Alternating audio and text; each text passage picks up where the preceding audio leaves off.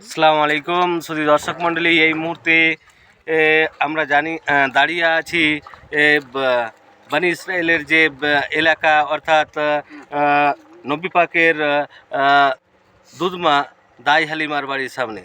প্রিয় দর্শক, আপনারা দেখছেন আমরা অনেকেই মক্কা মদিনায় আসি, কিন্তু এখানকার যে মুকদ্দেস জায়গাগুলোর মধ্যে এই একটা জায়গা, যে জায়গাটা আমি আপনাদেরকে দেখাচ্ছি, এখানে দাই হালিমার বাড়ি নামে পরিচিত।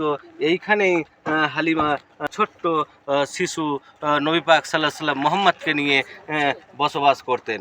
সত্যি এই জায়গার বিশেষত্ব বা এই জায়গার যে মহিমা আমার মতো এক লোকের বর্ণনা দেওয়ার যোগ্য নয়, কিন্তু যদিও আমরা এখানে এসছি এই হিসাবে বলতে পারি সত্যি এই জায়গার বিশেষত্ব বা এই জায়গার যে মহিমা অবর্ণনীয়।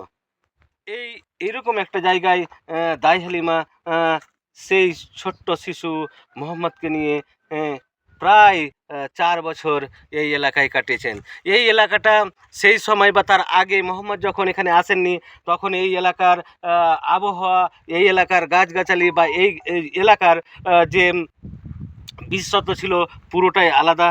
যখন নবী পাক এখানে আসলেন, এখানকার সবুজ ঘাসপালা সব ভরে গেল, এবং নবী পাক এই এলাকায় কোথাও না কোথাও হয়তো ছোট্ট শিশু খেলাধুলা করেছেন। এখানে আরও অনেক কাজ সেই বাচ্চা অবস্থায় করে গেছেন।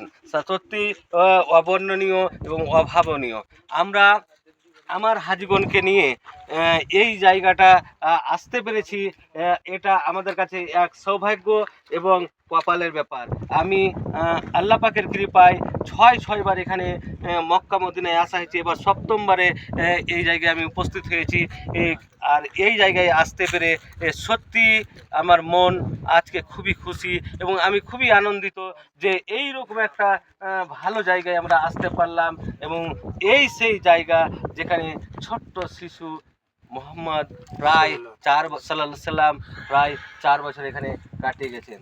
আমাদের হাজীগণকে দেখেন, আজকে তারা অনেক জীবনে প্রথমবার, অনেকে এরই মধ্যে সবাই প্রথমবার এসছেন, আর প্রথমবার এসে তারা এইরকম একটা জায়গা দর্শন করলেন। এটা একটা কপালের ব্যাপার এবং সৌভাগ্যের ব্যাপার। আমি রকি, মক্কা দাই হালিমার বাড়ি। আসসালামু আলাইকুম।